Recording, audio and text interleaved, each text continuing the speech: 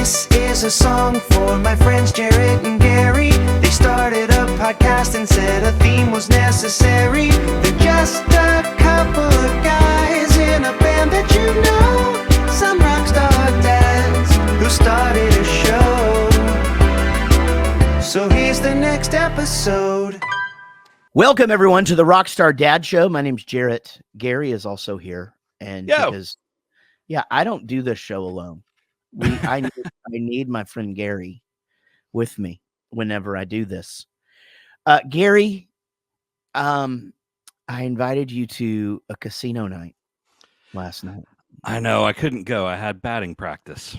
Well, I didn't have batting practice though, but like Tyler had batting practice, and now I'm kind of a assistant coach or something, so I kind of had to be there. But I want to hear all about you're assistant coaching now? Oh man, I've got a title. Like, you know, after the practices, kids come and tell me thanks. What? Yeah. That's amazing. That is amazing. Is this on his select team? Yeah. So basically the past couple of seasons, you know, I'm not a coach. We've been gone, whatever. And I never intended to be a coach or anything like that. But, you know, at games, I'm sitting right behind the plate. That's where the pitcher's parents usually sit, you know? Yeah, of course. And so I get to see most of the kids at their positions, but I also get to see a lot of like them at bat, you know?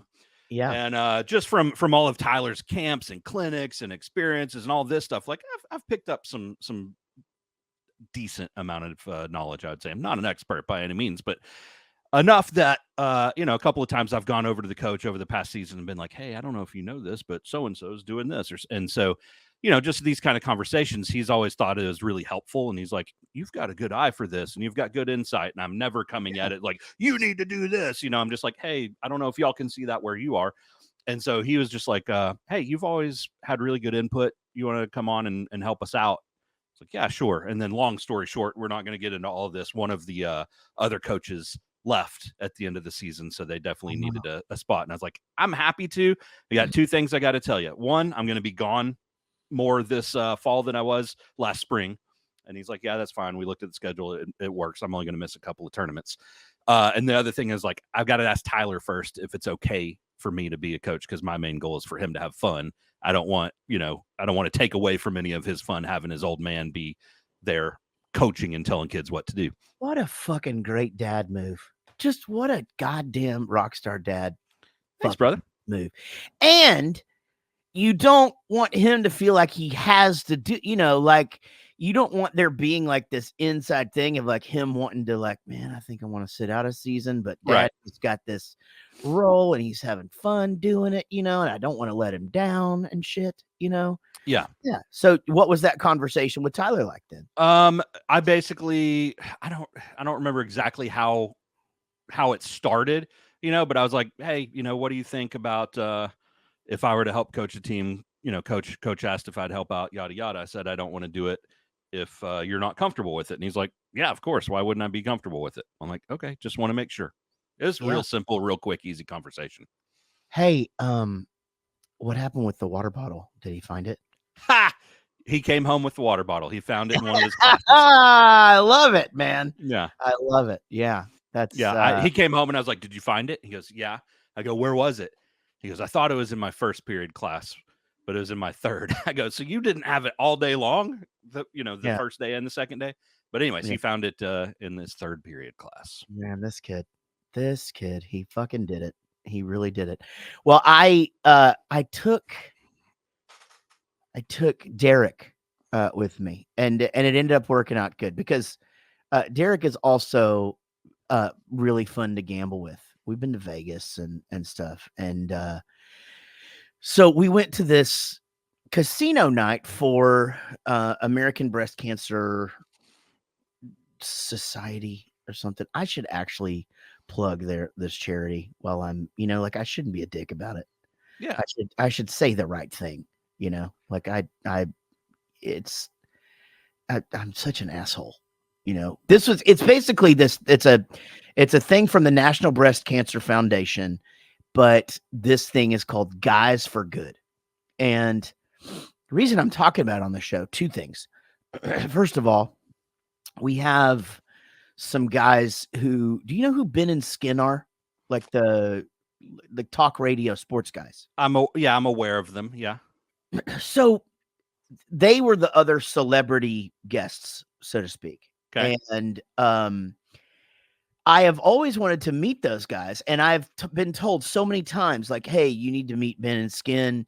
They live up there by you. Apparently, Ben lives just in the neighborhood north of me, and then Skin lives in Allen. But them and investors own Rollertown Brewery, which, if that doesn't ring a bell for you, it's the place that ended up brewing beer all the bad guys want. Yeah. Down here. Okay. And so I knew that. I didn't know that they were involved in that. Yeah, it's crazy. Like Dirk Nowitzki that's the thing. Ben just like flat out just goes, "Oh yeah, we're opening a bar. That's the great thing about knowing all these sports guys. We just like went to Dirk and he was like, yeah, I'll invest." And he's like, "We went with this guy. Yeah, I'll invest." And so all these guys are just like investors in it and shit. And they're doing a bigger location soon and all this. But great guys. And so I was really happy that I got to meet them finally. And they're going to come on the show. And they want me to come on their show. And so they're still on the Eagle 97.1 in the mornings, doing their thing. But anyway, I guess I just really let this event sort of just sneak up on me. And I really didn't quite know what I was going to, and it was a lot of fun. It's all dudes. But this thing, again, Guys for Good, is basically started by survivors, like men who have, either lost. No, I guess they wouldn't be survivors. I mean, like spouses of, well, yeah, survive. I mean, because some of these guys, their wives are gone. Yeah.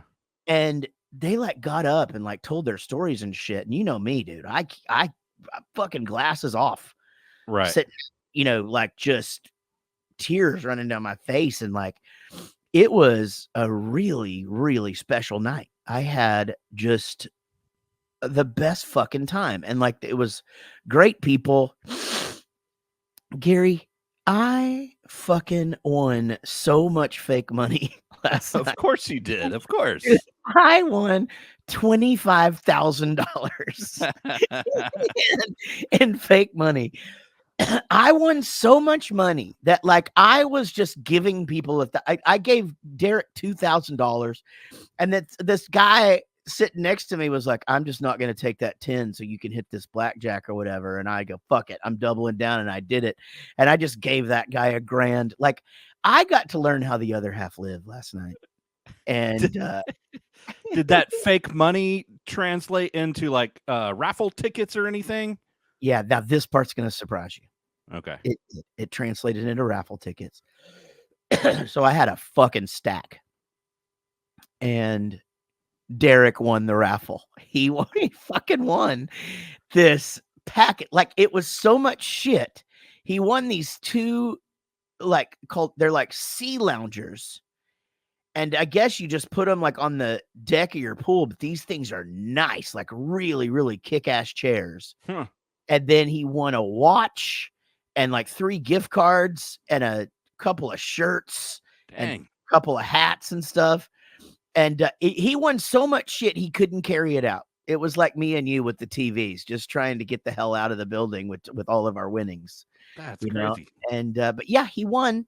And I was trying to get this electric bike because I was going to make a joke about how I had just started doing cardio, but I won this electric bike.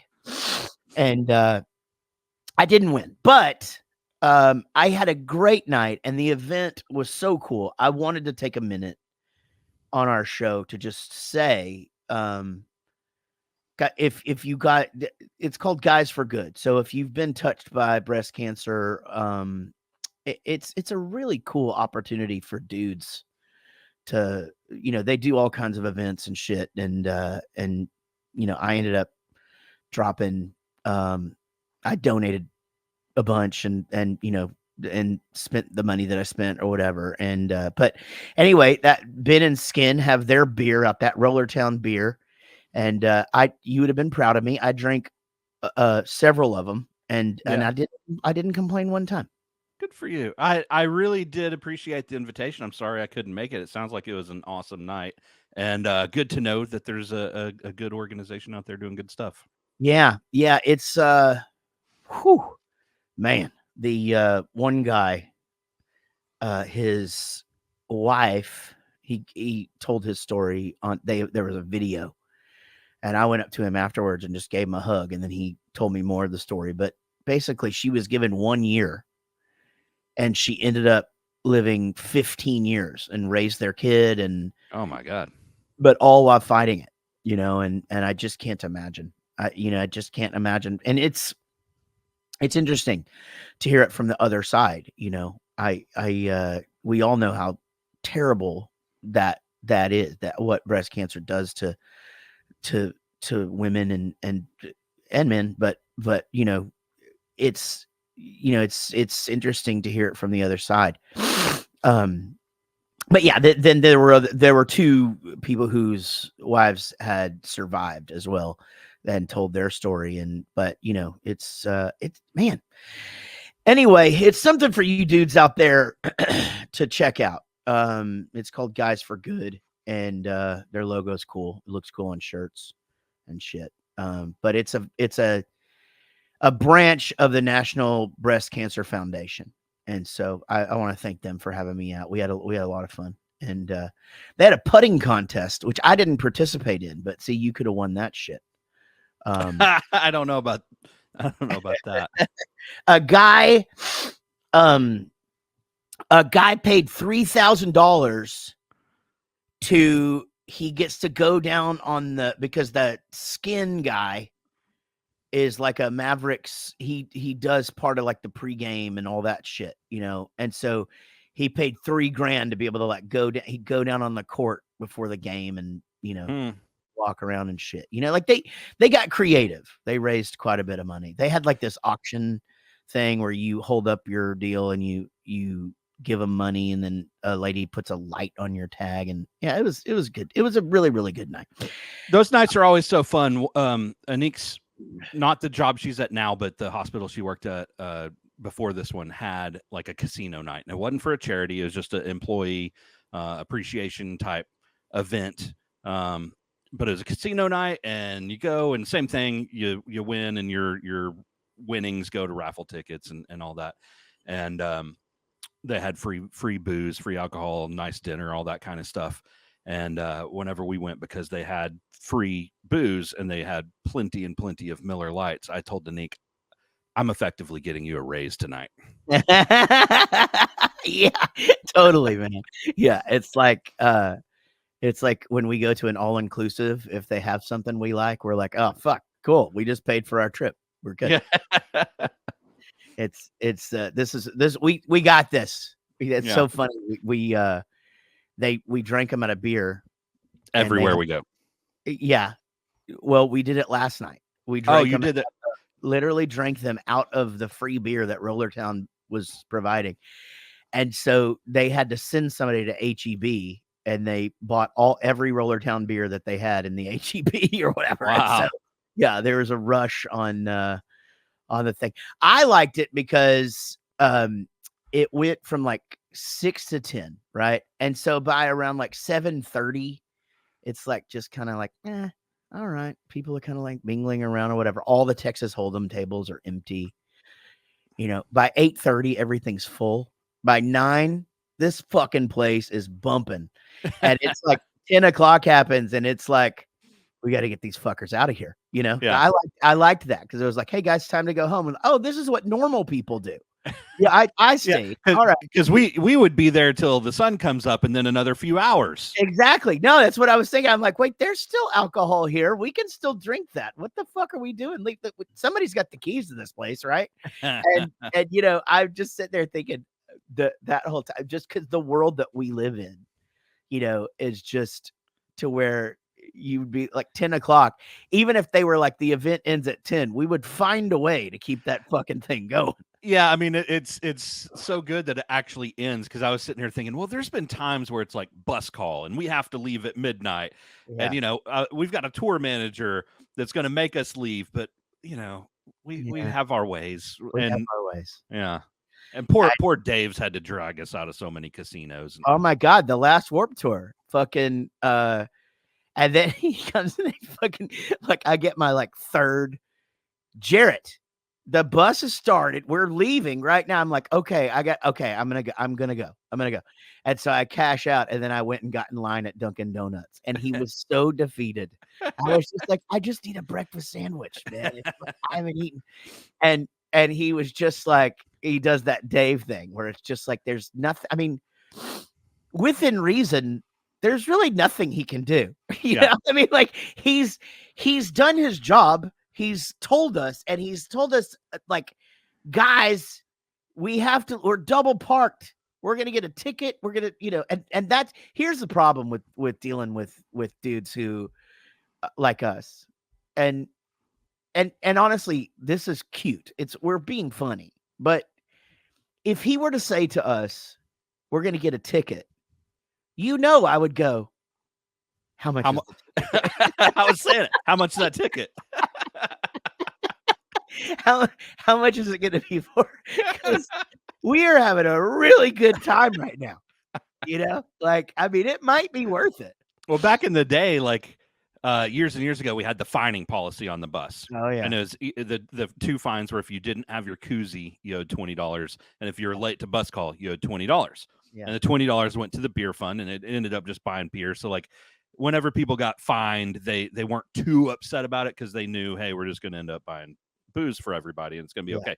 But $20 for being late is one thing whenever it's 3:00 in the morning in Boise, Idaho bus call versus 3:00 in the morning at the Shreveport casino. It's I don't know. And I remember one night, I tell this story all the time. I was like, okay, I knew it was bus call. I hadn't been winning at blackjack very much.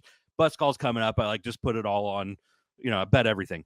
Hit a blackjack. Okay, crap. I'm trying to lose this shit. Bet it all again. Hit a blackjack. Fuck, I'm trying to lose, and trying to lose the money ended up making $800 real quick, Totally.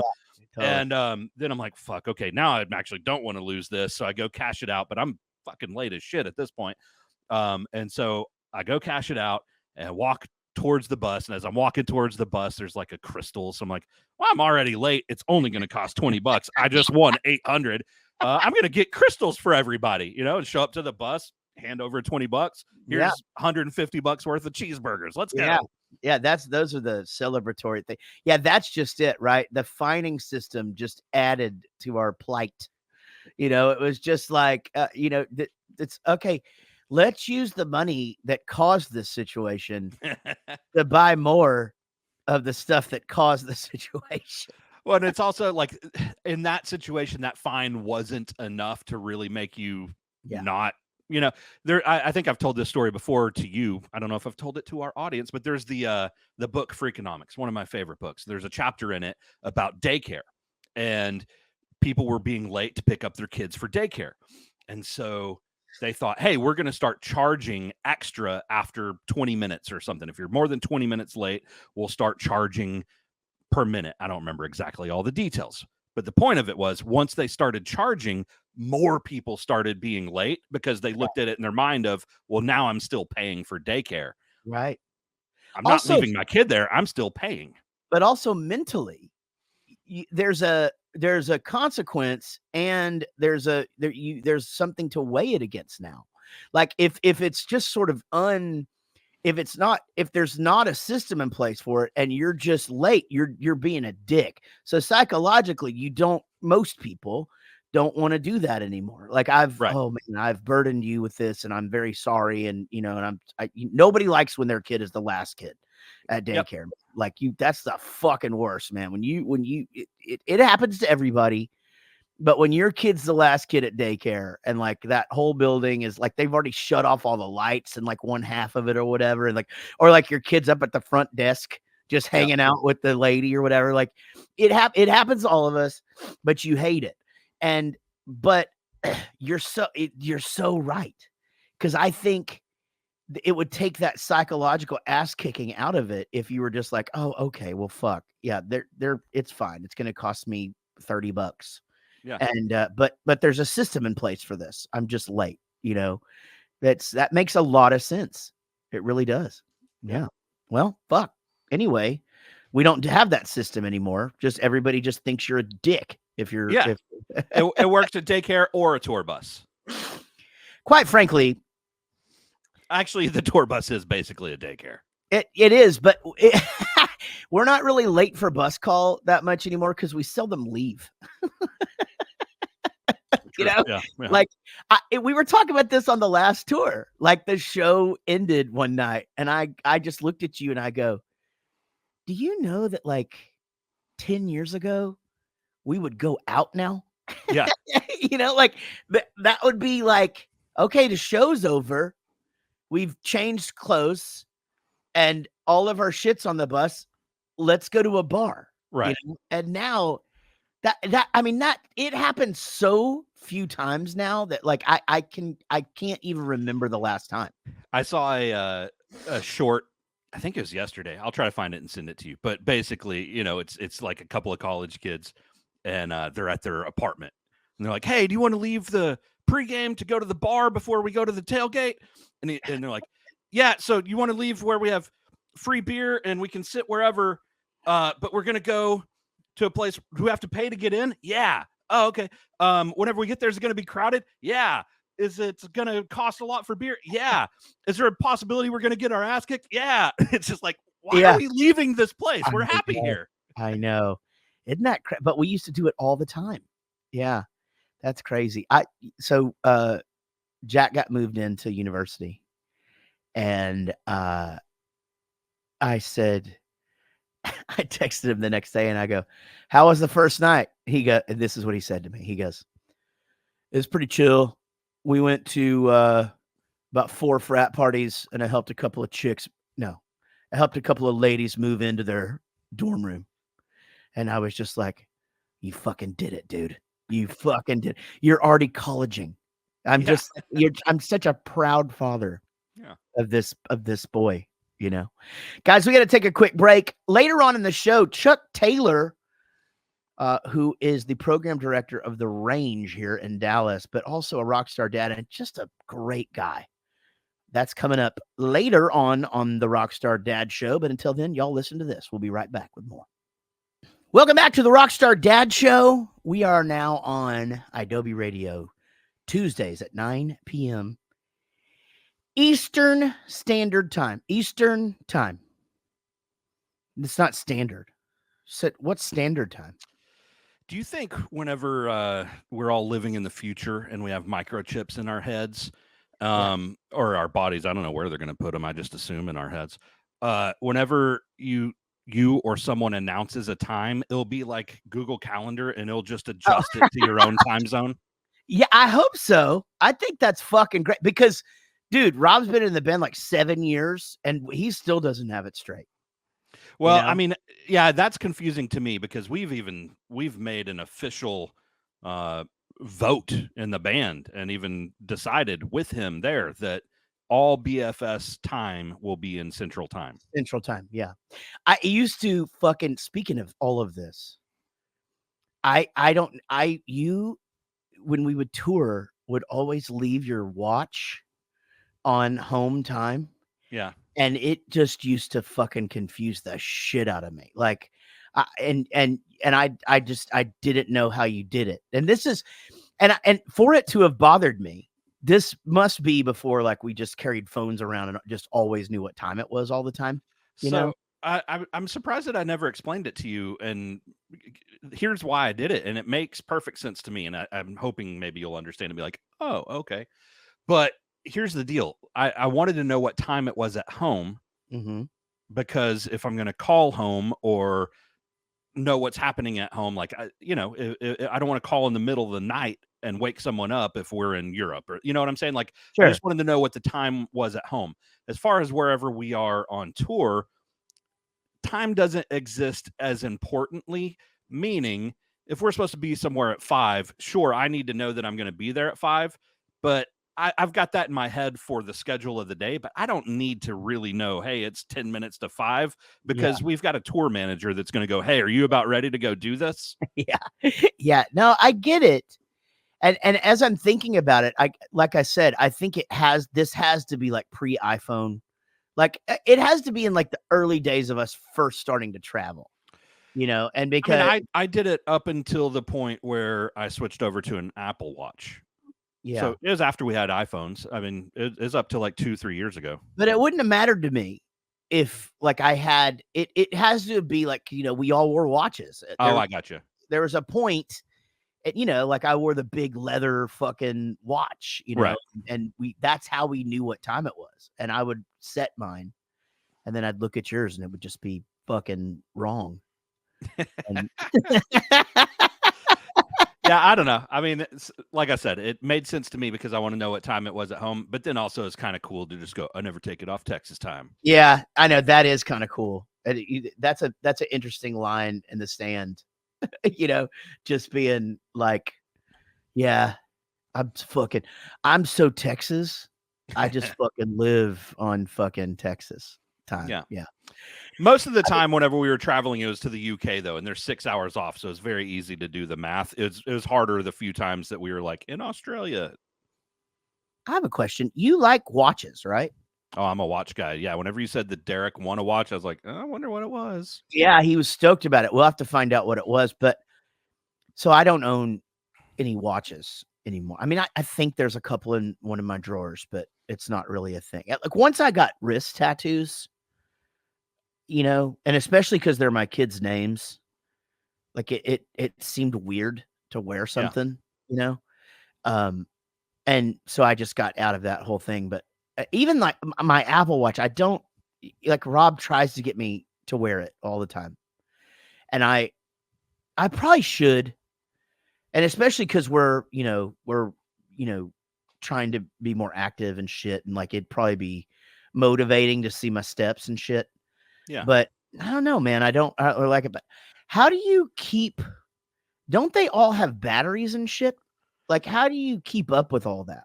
Well, not all watches have batteries. So I've been a watch guy forever. I mean, I think I was like 5 whenever we were on vacation in South Padre Island with my whole family, aunts and uncles and grandparents, like everybody.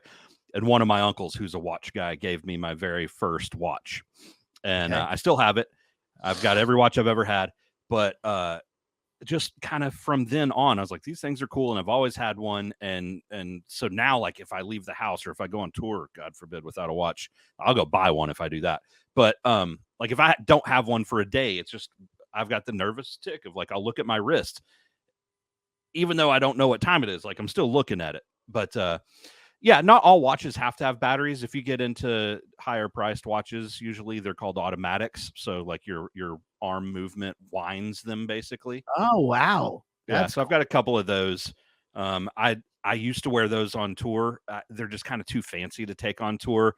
And whenever I got the Apple Watch, I didn't enjoy wearing it as much as I enjoyed those. Like I just got joy from wearing these nice things that I really like, right? Totally. But the Apple Watch is like more functional. And so I kind of had to, I didn't have to, but I made myself switch and start wearing the Apple Watch because like you said, there's the step counter and there's this and that, and you can tell if someone's texting you. I don't know. There's just features that are nice, but I still don't get as much joy from wearing it as my like nice watches. Yeah. So like when you dress up, like you like go and select a watch for the evening and shit. Sure. I think that's fucking cool. That's really cool. Like I totally get that. Like I tried to do that with glasses.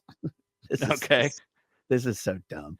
But like I got like a couple of different pairs of glasses that were like for dressing up and shit. And I did that for like the first year or so that I had glasses. And then like the second time they changed my prescription, I was just like, this is fucking stupid. I'm not going to do this anymore because like I don't need another fucking, because glasses are expensive, man, you know? Yeah. And I don't really get joy from that, but I could totally see how you would get like, that would be a cool thing to go and like select your watch for the evening. And, you know, that's neat. Yeah, I don't know. I mean, to me, like I said, it's kind of like a collection thing. It's been ingrained to me since I was a little kid. So it's just been something I've had forever that I really enjoy. Whenever we're talking, like if someone comes to tour, like one of our friends comes backstage or comes on the bus and is visiting us, I notice what watch they're wearing. Yeah. Yeah, you do. Would you ever own like a Rolex? I have one. I've got a Rolex and an Omega. Those are both like really nice watches. Really? No shit. The Rolex was given to me though. Yeah. Like like it belonged to somebody else, like your grandpa? It was my dad's. Oh, okay. Nice. Yeah. Well, that's fucking cool as shit. Well, next time you have that, do you ever bring that out at all? Like I don't think I've worn that one on tour. I wear my Omega I have worn it on tour. I think I've handed you that. That's the one. It's like heavy as shit. Yeah. It's like a driver's watch and it. But Anik gave me that for our engagement. Like I gave her an engagement ring and she's like, well, I should give you something. So she got me a very nice watch. That's fucking cool as shit. My grandpa used to get like a watch every time he retired from a company because he retired like 5 times, you know. And okay. I have 2 of those, and I just have them in my, where I keep my challenge coins. Yeah, just seemed appropriate for me to just stick those in there, and so they're just out there because that way, when I do stop and look at those, my challenge coin collection or whatever, like I just see my grandpa's watches, and one of them is his retirement from Stiefel Nicholas, which was like a JP Morgan thing. I guess they sold to JP Morgan. Yeah. And but yeah, like watches are fucking cool. That makes sense to put them there. I mean, that's like you said, it's a display case. It's cool items that they can either have a story or some kind of sentimental value. Yeah. And I don't have just challenge coins in there because soldiers and sailors have given me so many, like I have the stripes off of some of their uniforms and I have a few pins and things in there. So it just kind of makes sense. But I've got my challenge coins back there behind me. I've run out of space. I need to get a bigger thing for them as well. I just had to do a second display case and now that's full. I think I'm maxed out as far as the real estate case he's giving me. So I just might have to start prioritizing which ones. I like your case though. It's like it's America and shit. Yeah. Well, I mean, they're challenge coins from the military and police and shit like that. So seems fitting. It does seem fitting. That's right. It's right by all your whiskey. Yeah. People like to drink. Yeah, they do. I don't know. Yeah, they I know what you're saying. Guys, thanks for being here today. Coming up right after these words, Chuck Taylor. He is man, this guy rules. He's just the goddamn best. He's such a pro too. Yeah. He's the morning show and from the range here in and this is the station that I listen to, like if I'm not listening to, if I have the radio on, I listen to the range here in Dallas and he's just a great guy. And so that's coming up next. And you guys are going to be stoked. That's all I can say. Y'all listen to this. We'll be right back with more Rockstar Dad Show. Welcome back to the Rockstar Dad Show. And guys, seriously, you are going to know the power of the voice shortly as we introduce Chuck Taylor, good friend of ours. How's it going, Chuck? It's going great. And I want to thank you for inviting me onto the show. A big fan of the show. As a matter of fact, I was listening to one of the recent episodes and I laughed real hard when you were telling the poop story. Oh boy. Yeah. Well, it may be sad that I have to go which poop story. I know. Because well, I think first of all, just being on the road all the time, but because of this ulcerative colitis thing, I have so many poop stories. And but thank you. Yeah, and also, so to introduce you a little bit better, Chuck is the morning show guy and program director as well. For the range here in the Dallas-Fort Worth area. So he plays Jaret Reddick songs on the radio. And, we do, and makes me very happy. But This morning, you had friend of the show, very old friend of Bowling for Soup, Matt Hillier in studio. Oh, yeah. Yeah, absolutely. We were talking, and you came up after the interview because I was telling him I was going to be on the podcast, and he said, "Yeah, I was recently on it." He said, "Jaret and I need to go do our solo stuff together, to go do a solo acoustic tour together. I need to get in touch with him." Yeah, that would be fun. He is one of the most. It's funny you had said that he told you after he was on the show that his daughter wasn't too happy with the stories that he told. And Matt is one of the other guys that just no filter. He's a lot like me in that he will talk about anything, and he's always been like that. And so when we met, he was in, of course, a band called Strap, and then before that, Lone Star Trio, and then 1100 Springs. Just what a run they had, Yeah, absolutely. As a matter of fact, they are releasing a new 1100 Springs album, even though they broke up, that they recorded a few years back at the Double Wide. Oh, that's right. Yes, I caught wind of that. Yeah. Yeah, that's right. Yeah. I just love that. But let's talk about you, dude. So, you obviously been in broadcasting for a very long time.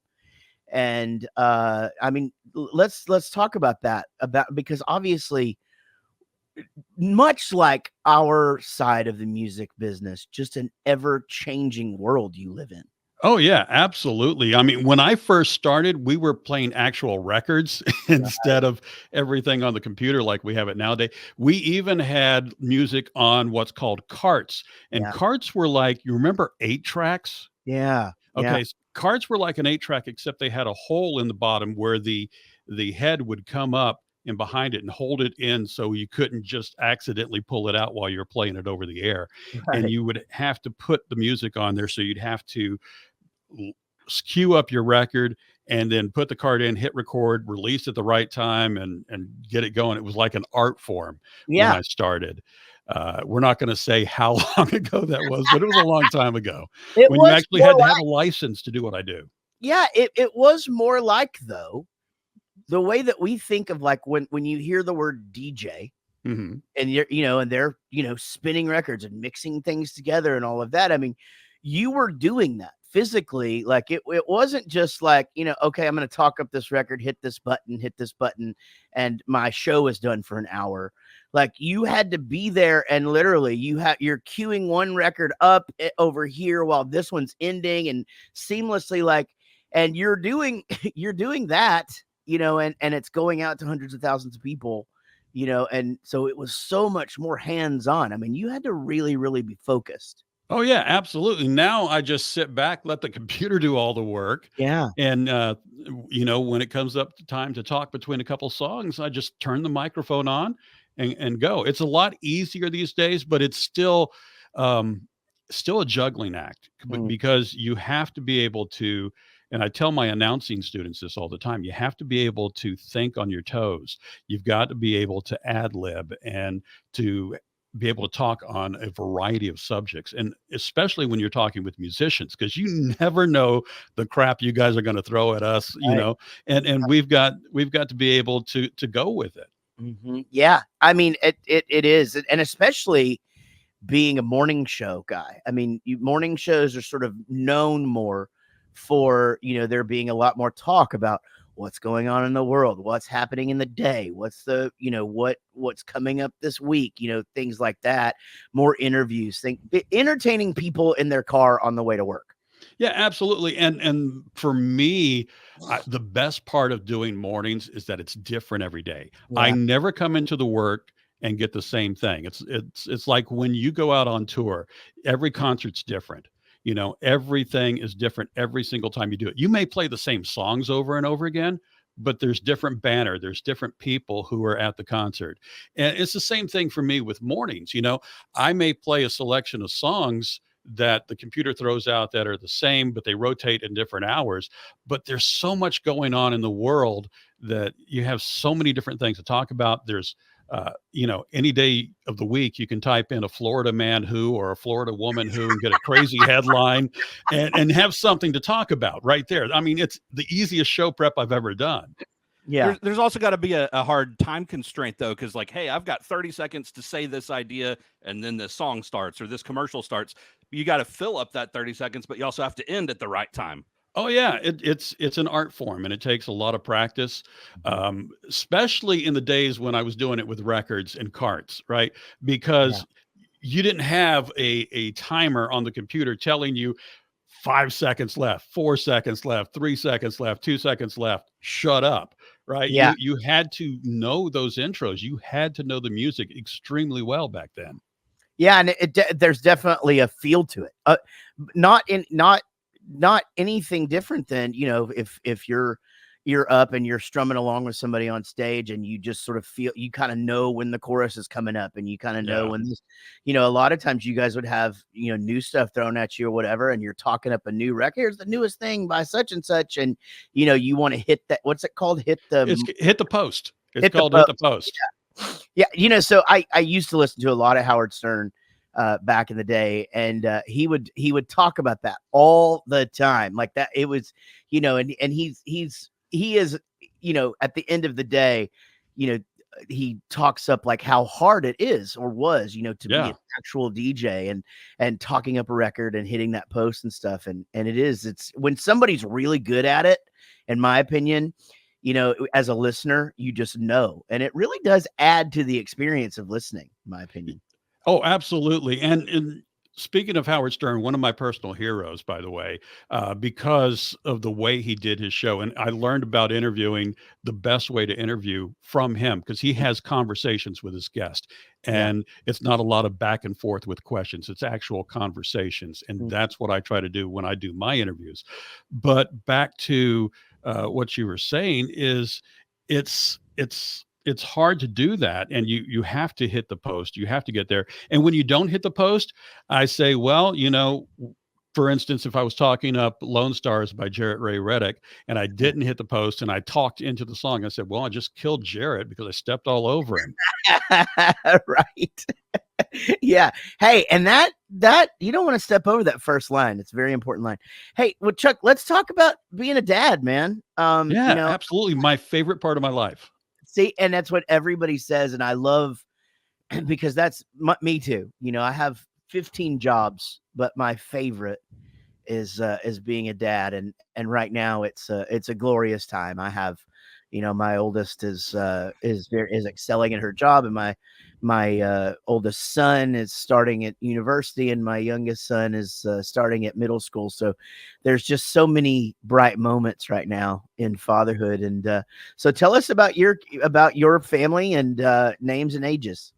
So I have one child. Her name is Amelia Ann, and she is 21, going on 22. She'll be 22 next month, actually. Yeah. And she's brilliant, but she's also a fragile girl. This quick story: when my wife and I first got married, and we went to the Renaissance Festival in Houston, and we stopped and we decided that we wanted to get a palm reading done. Right. So we had the reading done from a psychic. And she said, this is before we even got pregnant. She said, there's a female spirit hanging around you. And if this spirit comes soon, and it wants to come soon, it's going to be a very girly girl. Totally hit my daughter. I mean, she, wow. You know, all she would wear was pink when she was younger. And she's such a girly girl till my wife corrupted her. Yeah. Now, and then, so, you know, as she was growing up, obviously music being such a huge part of your life, is she into music? Is she musical at all? Oh, she's into music. She started out taking dance, then she got into theater, and then she got into singing because she wanted to be on Broadway. She wanted to go do shows on Broadway. But she's been in the studio with me since she was 6 months old. So she's no stranger to microphones. She's interviewed guests for me before. I've had her do her thing, and she loves it, and followed me into the entertainment industry. Yeah, that's amazing.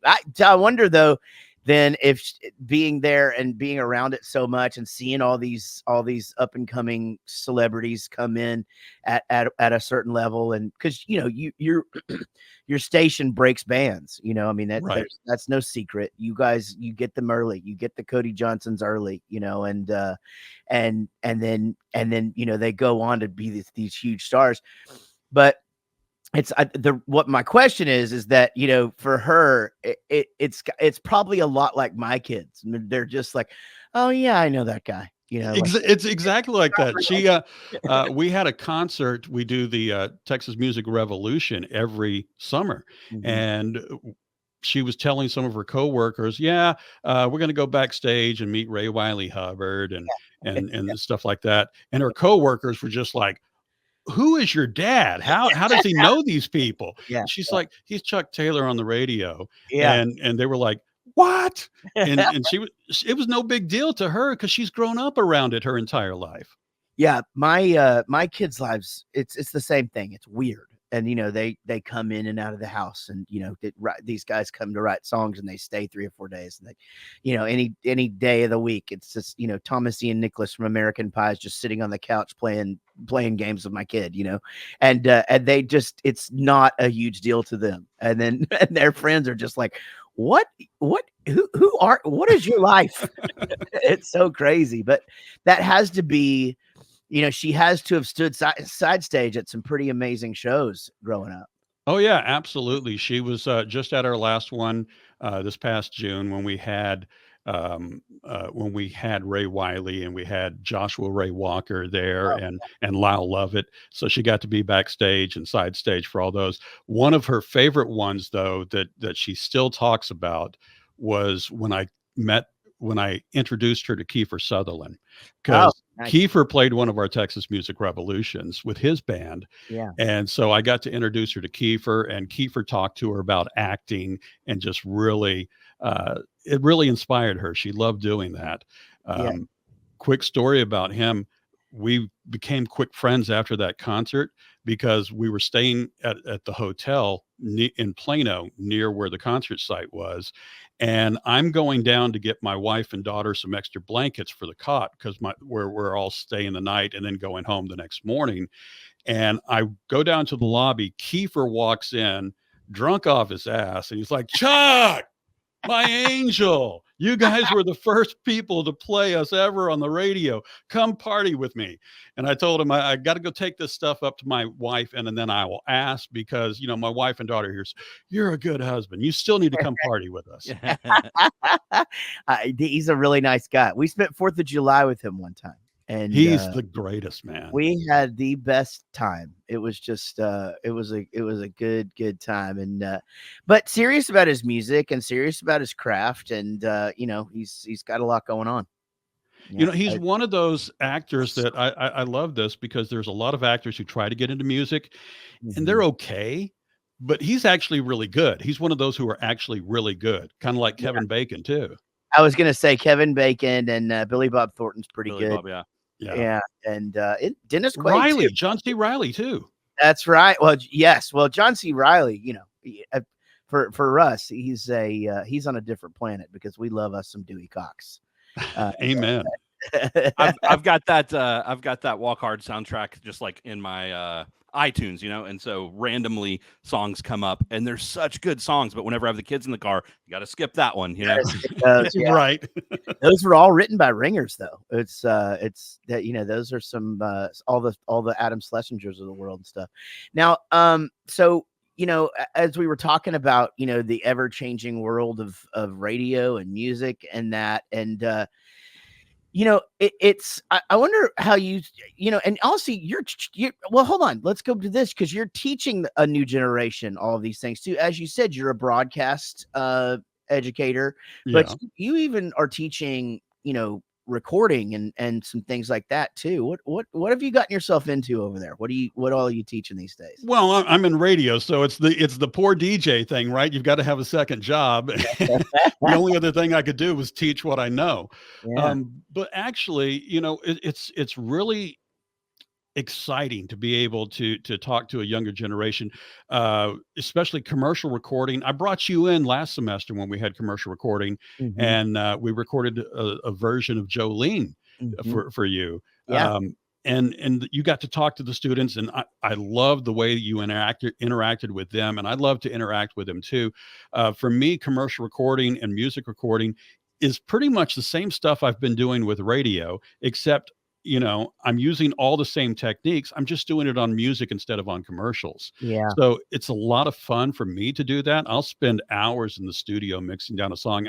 My wife got pissed at me because I spent 8 hours on a Saturday in my studio mixing one song that was a Yeah. 3-minute song. She's like, you should have been done like 7 hours ago. And I was like, no, it takes time to get these things right.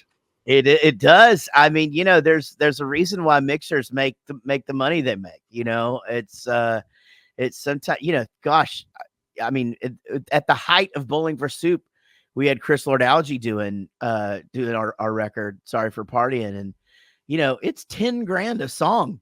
So Yeah. he takes a day a song, and that's that was money that the label wanted to spend, by the way, for the listener. But the band was not stoked to spend that amount of money. we were not, but yeah, it does take time. But yeah, and I got to see you interacting with the students, and it is interesting for me. That dynamic was interesting to see, like, which ones of those kids were like super into it, and like you could just tell, like, the ones that were like really, really trying to just consume every little thing. And you definitely have those. They're just thirsting for knowledge and asking me questions. And I had a really great time, by the way. So did the guys. that was a lot of fun. And well, I'd love to have you back this semester. So hey, you know what? Towards the end of the semester again would work for me. Bowling for Soup is keeping me pretty busy first part of this semester. But are you doing that same class? Yeah, the exact same class. Well, it's not the same students, but the exact same class. But if you remember, we had just gotten the Audient ASP 4816 console, but hadn't got it working yet. It's now working. So now we're going to record through the console instead of doing everything in the box. Nice. So it's going to be, and for people who are viewing your podcast who don't know, in the box, it just means in the computer, as opposed to using a big console and board to mix everything. Yeah, I mean, Gary, it was a pretty interesting experience because it was all of us in one room, and they just record everything in the room. Right. So Billy set up a drum set right there, and they did the Beatles miking thing. What's that? It's the Glenn Johns miking technique. You use 3 mics, but we added did a little variation on it and added a sub mic that I picked up. Yeah. And it sounded great on the drums. Sounded great. Yeah. And Billy is he knows how to play in those situations. Right. I was really glad I brought those guys. We had a lot of fun though. And now, I haven't heard it yet. I sent it to Jude, who also was with me, and who actually will come on the show pretty soon. He's got 3 daughters. And wow. Yeah. I feel for him, man. I know. It's bonkers. We just had another friend of ours that has 3 daughters and a son on the thing, and they're all under 6. And I'm just like, I do not know how you or your wife handle this, but that episode's coming up soon. Excuse me. Under 6 is going to be a lot easier than whenever they're all under 16. Well, I tell you what he needs to learn how to do, though, is he needs to have that I'm not afraid to go back to prison phase for when they get older and start dating. Totally. Yeah, that is. So when did you get the bug to be in radio? Did you know you had a voice for it, or is that something that you had to develop? It's kind of funny. When I was 4 years old, we used to do our own little radio shows, my brother and I. Remember the old Radio Shack tape recorders with a big red button that you could do just push play and record, pop a cassette in and do that. We would do that. We had some little bitty turntables and we made our own radio shows. And it was something that I pursued for a little bit, and I wanted to do because I liked making voices. What really inspired me was when Dick Orkin used to do Chicken Man. I don't know if you remember Chicken Man or not, but Chicken Man was an old radio show, kind of like it was set in it was in the 70s, but it was done kind of like the old time radio theater stuff. So you had, and now another episode of Life of the most fantastic crime fighter the world has ever known. Bark, bark, bark, bark. Chicken Man. And then, that as a kid, that inspired me. That got me excited. So I wanted to be like that. Then when I got into high school, I got into writing and wanted to be a journalist, and photography, wanted to be a photojournalist. So I went to college to be a photojournalist and travel the world. That was my idea going into college. My advisor taught my beginning announcing class. After the first day of class, he stopped me, pulled me aside, and said, "We're changing your emphasis. You're now going to be a broadcaster. You're not going to be a photojournalist. You're going into radio. You don't have a choice in it. This is the way it's going to be." What? That's amazing. That is amazing. Yeah. And he told me that he predicted I would be in a top 5 market in the first 20 years of my career. I hit it in less than 15. When he told you, "Hey, we're going to do this. You're making this change." Were you like, okay, or did you have any resistance? I didn't have a lot of resistance because it reminded me of what I really wanted to do way back when I was younger, and so I was actually okay with it. And audio is so fun to play with. And that, that's my favorite part. Actually, more than being on the air, I like going into the production room and producing stuff, creating stuff, because I think I'm a maker at heart. You guys make music. I like to make audio sounds. I like to do things with my voice or with other pieces of audio that are so random. You may think they're one thing, but when you put them together, they become something else and become a form of art almost. Yeah, no, I could totally see that. And definitely coming from listening to those old radio programs where, I mean, they could do so much with so little, but, and I'm sure that was inspiring, but I love the idea of a teacher, of an advisor, just setting you on a course like that and just getting it, and, God, that is so special. What a great story. Is that someone you stayed in touch with afterwards and got to see, hey, holy crap, he was right? He passed on a couple of years after I graduated from college, 1999 or something like that.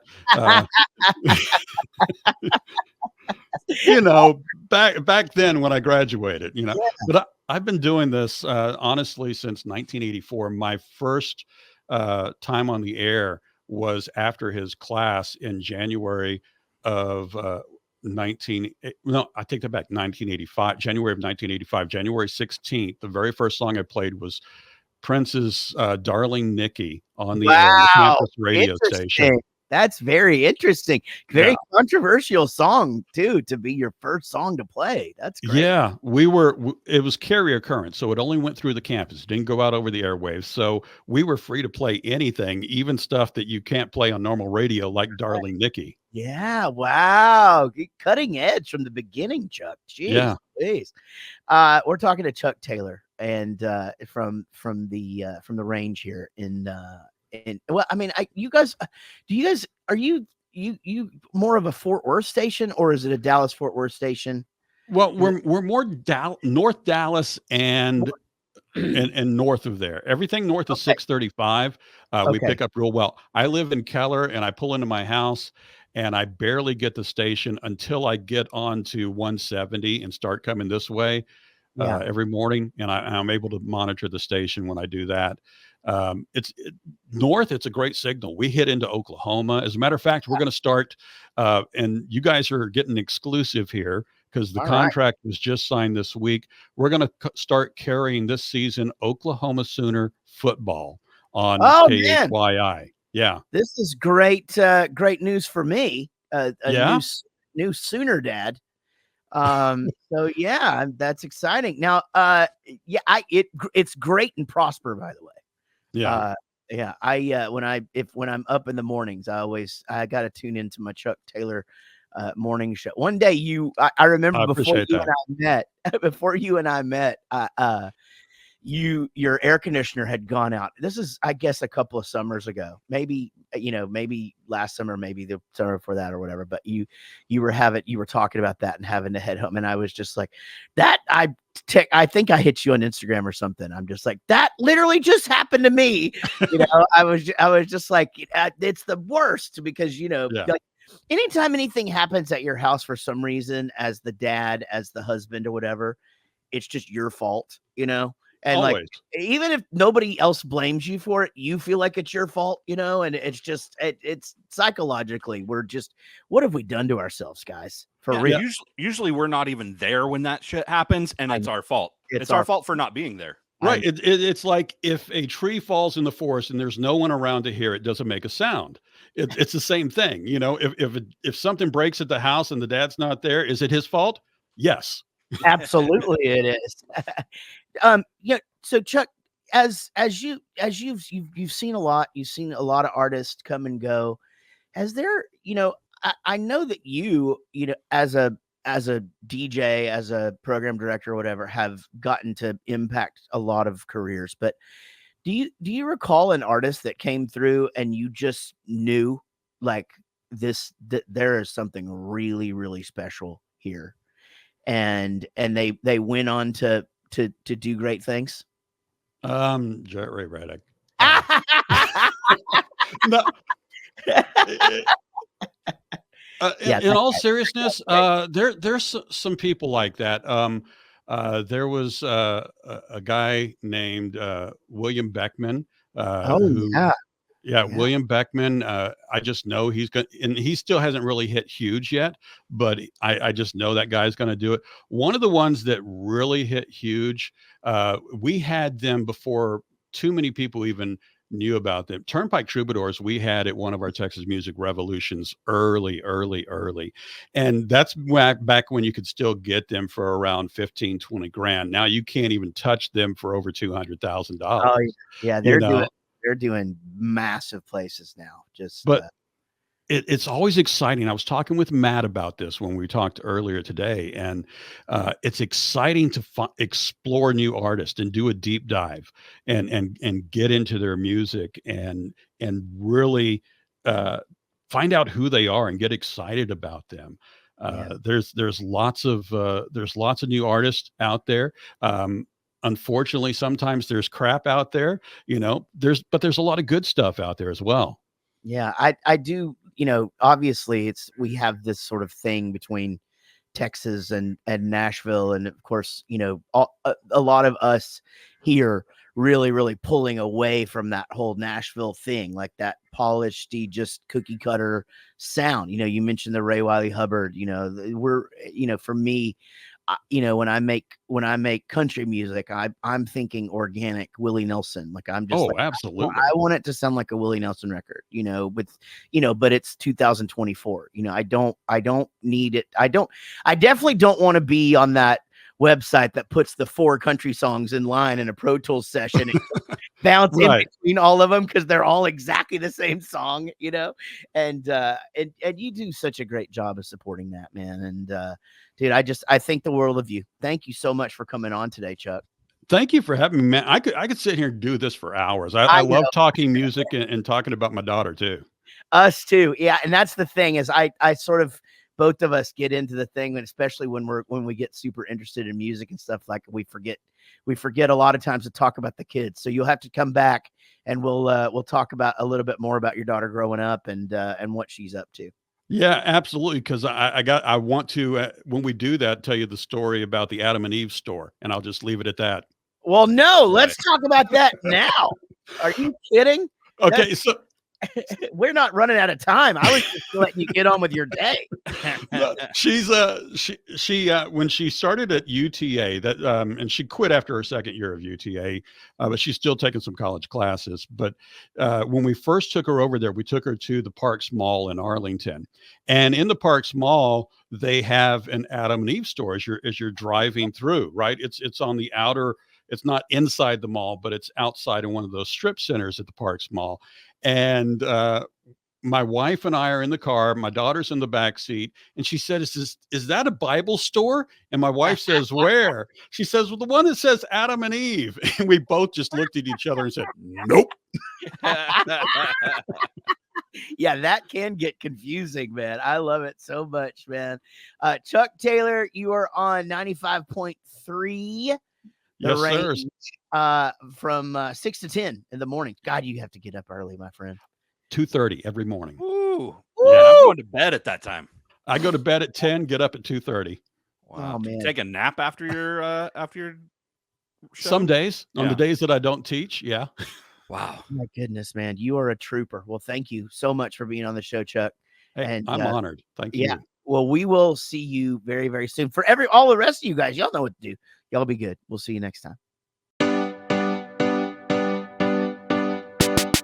This is a song for my friends Jaret and Gary. They started a podcast and said a theme was necessary. They're just a couple of guys in a band that you know. Some rockstar dads who started a show.